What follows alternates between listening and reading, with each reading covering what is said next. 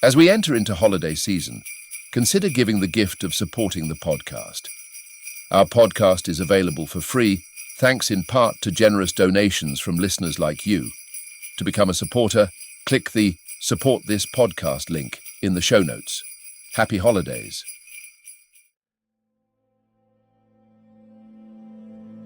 Hello and welcome to the Sherlock Holmes Bedtime Stories podcast. Each episode is a section from a classic Sherlock Holmes story with relaxing music to help you fall asleep. If you love the podcast and never miss an episode, please follow us on Spotify and Apple Podcasts and leave a 5-star rating. You can also follow Sherlock Holmes Bedtime Stories on Instagram. We post about upcoming episodes, fun facts from the world of Sherlock Holmes, and tips to help you get a good night's sleep. Again, it's Sherlock Holmes Bedtime Stories on Instagram. If our podcast has become a part of your bedtime routine, consider becoming a Spotify supporter. Support from listeners like you is one of the main reasons we're able to keep bringing you the best Sherlock Holmes bedtime experience completely free. So sleep easier by clicking the Support This Podcast link in the show notes and become a Spotify supporter today. And as always, if you're enjoying the pod, please spread the word. Sharing with friends and family really does help. Thank you for joining us this evening.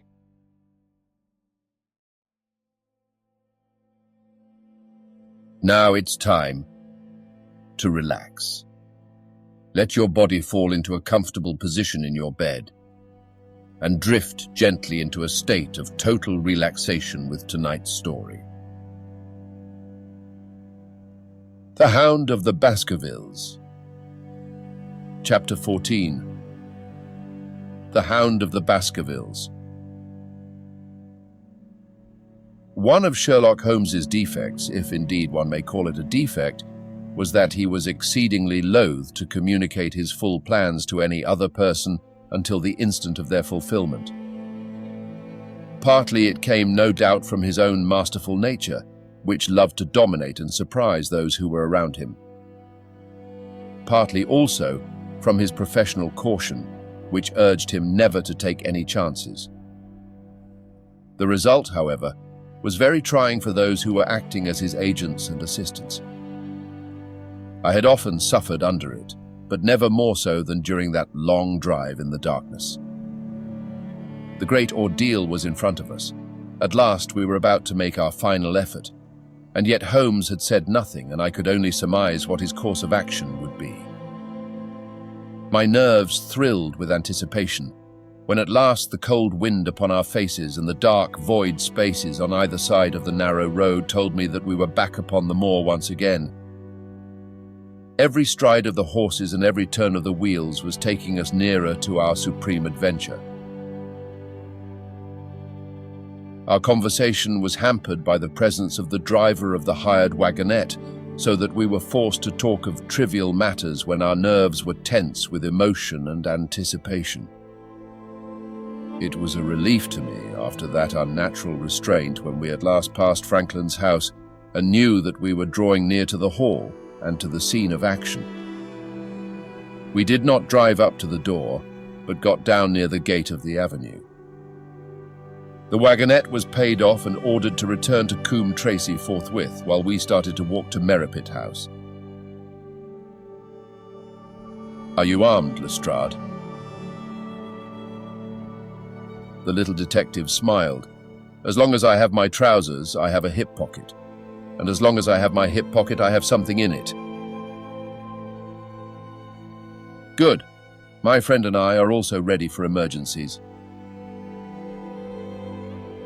"You're mighty close about this affair, Mr. Holmes. What's the game now?" "A waiting game." "My word. It does not seem a very cheerful place," said the detective with a shiver, glancing round him at the gloomy slopes of the hill and at the huge lake of fog which lay over the Grimpen Mire. "I see the lights of a house ahead of us." "That is Merripit House and the end of our journey. I must request you to walk on tiptoe and not to talk above a whisper." We moved cautiously along the track as if we were bound for the house, but Holmes halted us when we were about 200 yards from it. "This will do," said he. "These rocks upon the right make an admirable screen. We are to wait here." "Yes, we shall make our little ambush here. Get into this hollow, Lestrade. You have been inside the house, have you not, Watson? Can you tell the position of the rooms? What are those latticed windows at this end?" "I think they are the kitchen windows. And the one beyond which shines so brightly. That is certainly the dining room. The blinds are up. You know the lie of the land best. Creep forward quietly and see what they are doing. But for heaven's sake, don't let them know that they are watched." I tiptoed down the path and stooped behind the low wall which surrounded the stunted orchard. Creeping in its shadow, I reached a point whence I could look straight through the uncurtained window. There were only 2 men in the room, Sir Henry and Stapleton. They sat with their profiles towards me on either side of the round table. Both of them were smoking cigars, and coffee and wine were in front of them. Stapleton was talking with animation, but the baronet looked pale and distrait. Perhaps the thought of that lonely walk across the ill-omened moor was weighing heavily upon his mind. As I watched them, Stapleton rose and left the room, while Sir Henry filled his glass again and leaned back in his chair, puffing at his cigar. I heard the creak of a door and the crisp sound of boots upon gravel. The steps passed along the path on the other side of the wall under which I crouched. Looking over, I saw the naturalist pause at the door of an outhouse in the corner of the orchard. A key turned in a lock, and as he passed in, there was a curious scuffling noise from within. He was only a minute or so inside, and then I heard the key turn once more, and he passed me and re-entered the house. I saw him rejoin his guest, and I crept quietly back to where my companions were waiting to tell them what I had seen. "You say, Watson, that the lady is not there?" Holmes asked when I had finished my report. "No." "Where can she be then, since there is no light in any other room except the kitchen?" "I cannot think where she is. I have said that over the great Grimpen Mire there hung a dense white fog. It was drifting slowly in our direction and banked itself up like a wall on that side of us, low but thick and well-defined. The moon shone on it, and it looked like a great shimmering ice field, with the heads of the distant tors as rocks borne upon its surface. Holmes's face was turned towards it, and he muttered impatiently as he watched its sluggish drift. "It's moving towards us, Watson." "Is that serious?" "Very serious indeed, the one thing upon earth which could have disarranged my plans. He can't be very long now, it is already 10 o'clock. Our success and even his life may depend upon his coming out before the fog is over the path." The night was clear and fine above us. The stars shone cold and bright, while a half-moon bathed the whole scene in a soft, uncertain light. Before us lay the dark bulk of the house, its serrated roof and bristling chimneys hard outlined against the silver-spangled sky. Broad bars of golden light from the lower windows stretched across the orchard and the moor. One of them was suddenly shut off. The servants had left the kitchen. There only remained the lamp in the dining room where the 2 men, the murderous host and the unconscious guest, still chatted over their cigars. Every minute that white woolly plain, which covered one half of the moor, was drifting closer and closer to the house. Already the first thin wisps of it were curling across the golden square of the lighted window. The farther wall of the orchard was already invisible, and the trees were standing out of a swirl of white vapor. As we watched it, the fog wreaths came crawling round both corners of the house and rolled slowly into one dense bank on which the upper floor and the roof floated like a strange ship upon a shadowy sea. Holmes struck his hand passionately upon the rock in front of us and stamped his feet in his impatience. If he isn't out in a quarter of an hour, the path will be covered. In half an hour, we won't be able to see our hands in front of us. Shall we move farther back upon higher ground? Yes, I think it would be as well. So as the fog bank flowed onward, we fell back before it until we were half a mile from the house, and still that dense white sea with the moon silvering its upper edge swept slowly and inexorably on. "We are going too far," said Holmes. "We dare not take the chance of his being overtaken before he can reach us. At all costs, we must hold our ground where we are." He dropped on his knees and clapped his ear to the ground. "Thank God, I think that I hear him coming." A sound of quick steps broke the silence of the moor. Crouching among the stones, we stared intently at the silver-tipped bank in front of us. The steps grew louder, and through the fog, as through a curtain, there stepped the man whom we were awaiting. He looked round him in surprise as he emerged into the clear, starlit night. Then he came swiftly along the path, passed close to where we lay, and went on up the long slope behind us. As he walked, he glanced continually over either shoulder like a man who is ill at ease. "Hist!" cried Holmes, and I heard the sharp click of a cocking pistol. "Look out! It's coming!" There was a thin, crisp, continuous patter from somewhere in the heart of that crawling bank. The cloud was within 50 yards of where we lay, and we glared at it, all three, uncertain what horror was about to break from the heart of it. I was at Holmes's elbow, and I glanced for an instant at his face. It was pale and exultant, his eyes shining brightly in the moonlight. But suddenly they started forward in a rigid, fixed stare, and his lips parted in amazement. At the same instant, Lestrade gave a yell of terror and threw himself face downward upon the ground. I sprang to my feet, my inert hand grasping my pistol, my mind paralyzed by the dreadful shape which had sprung out upon us from the shadows of the fog. A hound it was, an enormous coal-black hound, but not such a hound as mortal eyes have ever seen. Fire burst from its open mouth. Its eyes glowed with a smouldering glare. Its muzzle and hackles and dewlap were outlined in flickering flame. Never in the delirious dream of a disordered brain could anything more savage, more appalling, more hellish be conceived than that dark form and savage face which broke upon us out of the wall of fog. With long bounds, the huge black creature was leaping down the track, following hard upon the footsteps of our friend. So paralyzed were we by the apparition that we allowed him to pass before we had recovered our nerve. Then Holmes and I both fired together, and the creature gave a hideous howl, which showed that one at least had hit him. He did not pause, however, but bounded onward.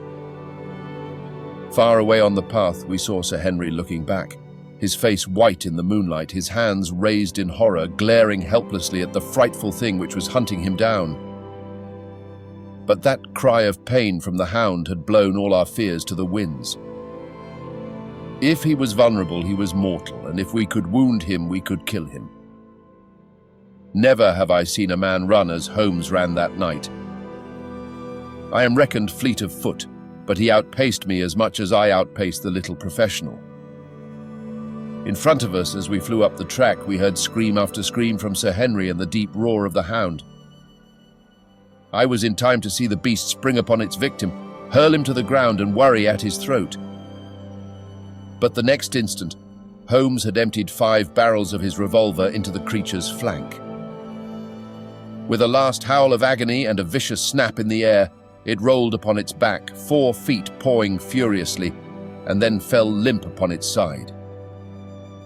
I stooped, panting, and pressed my pistol to the dreadful shimmering head, but it was useless to press the trigger. The giant hound was dead. Sir Henry lay insensible where he had fallen. We tore away his collar, and Holmes breathed a prayer of gratitude when we saw that there was no sign of a wound, and that the rescue had been in time.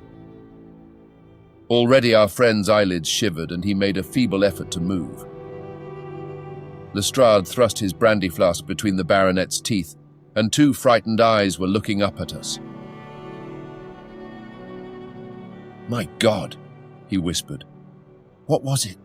What, in heaven's name, was it?" "It's dead, whatever it is," said Holmes. "We've laid the family ghost once and forever." In mere size and strength, it was a terrible creature which was lying stretched before us.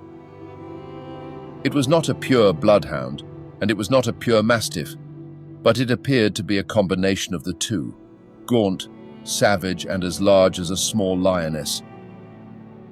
Even now, in the stillness of death, the huge jaws seemed to be dripping with a bluish flame, and the small, deep-set, cruel eyes were ringed with fire.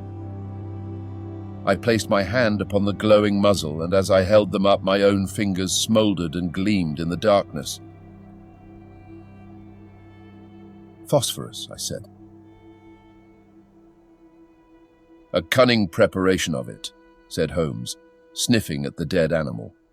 "There is no smell which might have interfered with his power of scent. We owe you a deep apology, Sir Henry, for having exposed you to this fright. I was prepared for a hound, but not for such a creature as this, and the fog gave us little time to receive him. You have saved my life. Having first endangered it, are you strong enough to stand? Give me another mouthful of that brandy, and I shall be ready for anything. So, now if you will help me up, what do you propose to do?" "To leave you here. You are not fit for further adventures tonight. If you will wait, one or other of us will go back with you to the hall." He tried to stagger to his feet, but he was still ghastly pale and trembling in every limb. We helped him to a rock, where he sat shivering with his face buried in his hands. "We must leave you now," said Holmes. "The rest of our work must be done, and every moment is of importance. We have our case, and now we only want our man." "It's 1,000 to 1 against our finding him at the house," he continued as we retraced our steps swiftly down the path. "Those shots must have told him that the game was up. We were some distance off, and this fog may have deadened them. He followed the hound to call him off, of that you may be certain. No, he's gone by this time, but we'll search the house and make sure." The front door was open, so we rushed in and hurried from room to room, to the amazement of a doddering old manservant who met us in the passage. There was no light save in the dining room, but Holmes caught up the lamp and left no corner of the house unexplored. No sign could we see of the man whom we were chasing.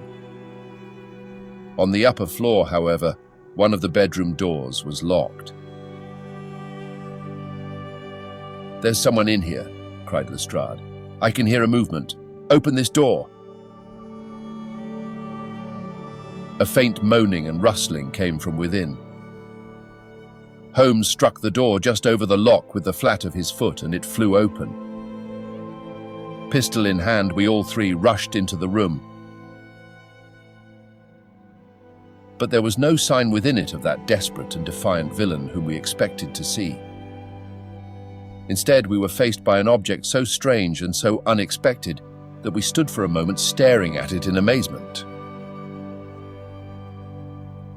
The room had been fashioned into a small museum, and the walls were lined by a number of glass-topped cases full of that collection of butterflies and moths, the formation of which had been the relaxation of this complex and dangerous man.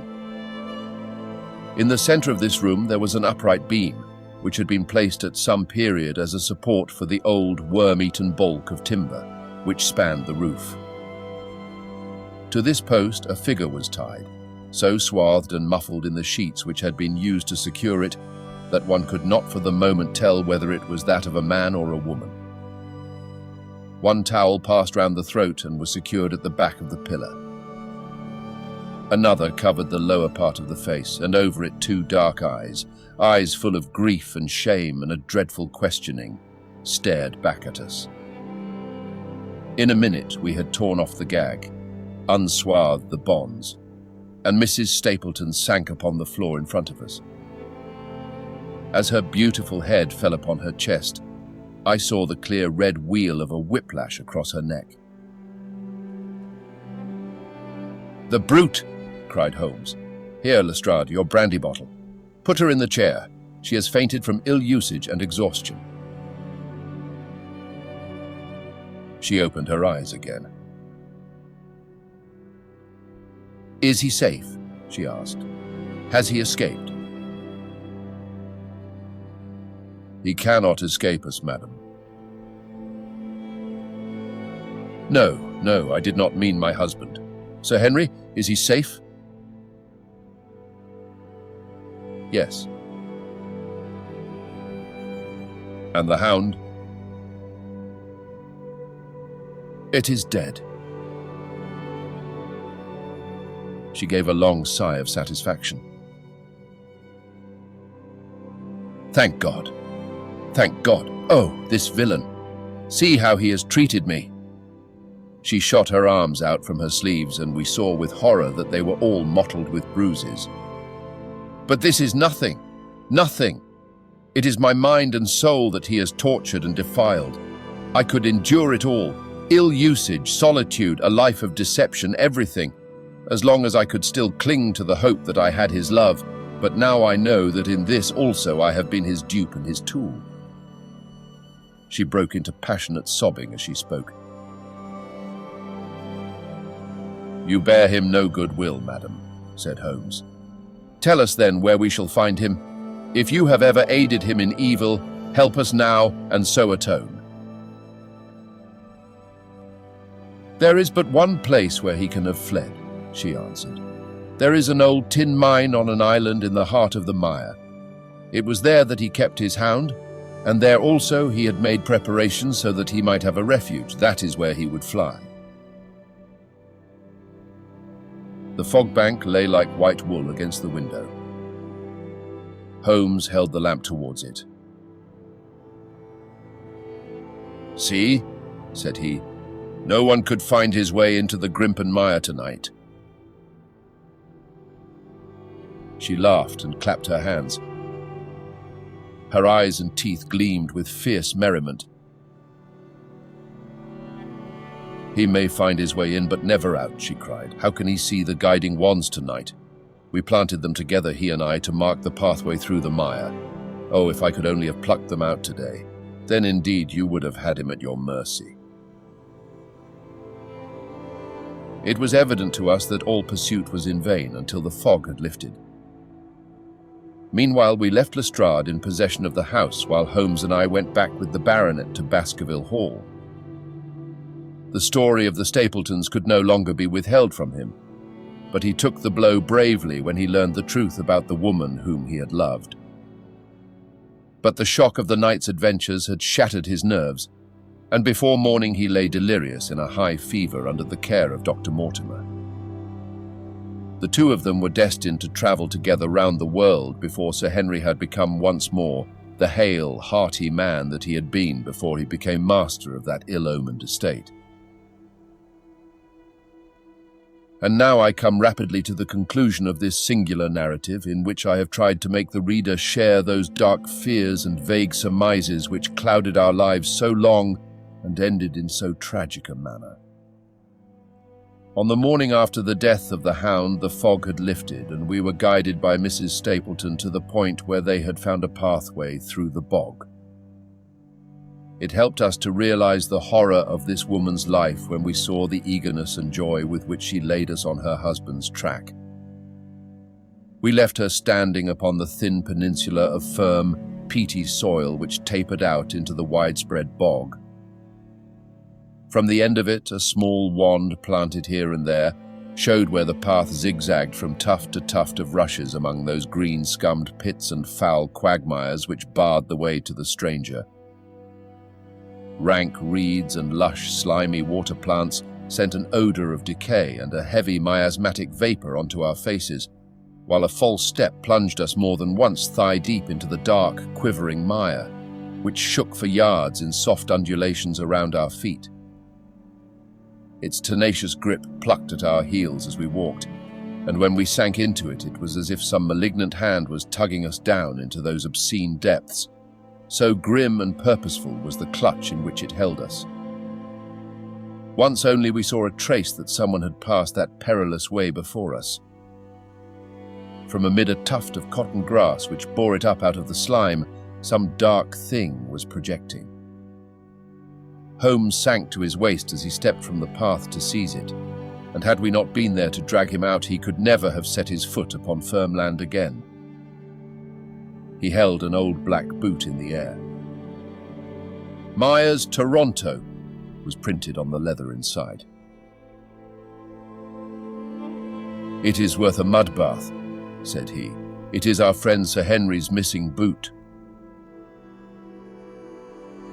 Thrown there by Stapleton in his flight." Exactly. He retained it in his hand after using it to set the Hound upon the track. He fled when he knew the game was up, still clutching it, and he hurled it away at this point of his flight. We know at least that he came so far in safety. But more than that we were never destined to know, though there was much which we might surmise. There was no chance of finding footsteps in the mire, for the rising mud oozed swiftly in upon them. But as we at last reached firmer ground beyond the morass, we all looked eagerly for them. But no slightest sign of them ever met our eyes.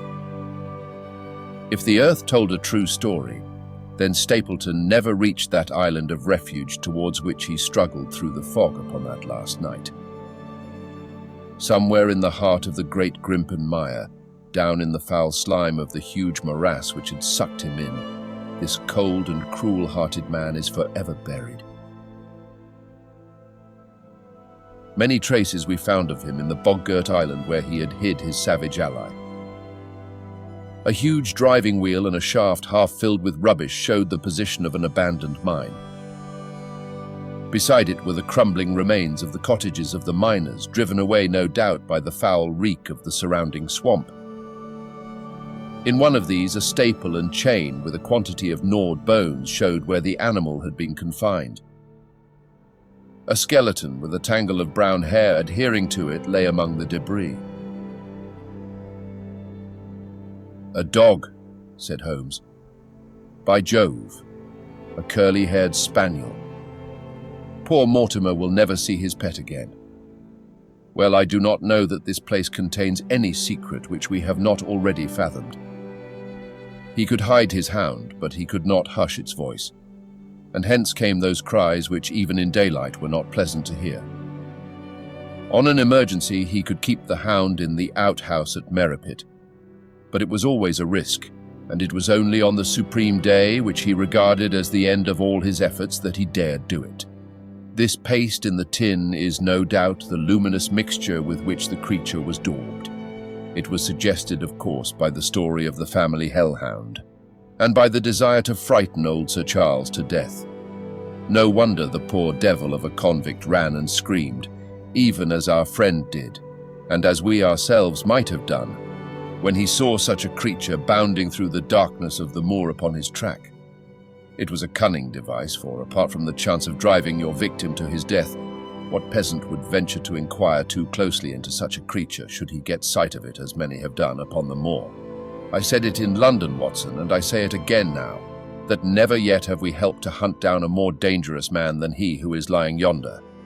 He swept his long arm towards the huge mottled expanse of green-splotched bog which stretched away until it merged into the russet slopes of the moor.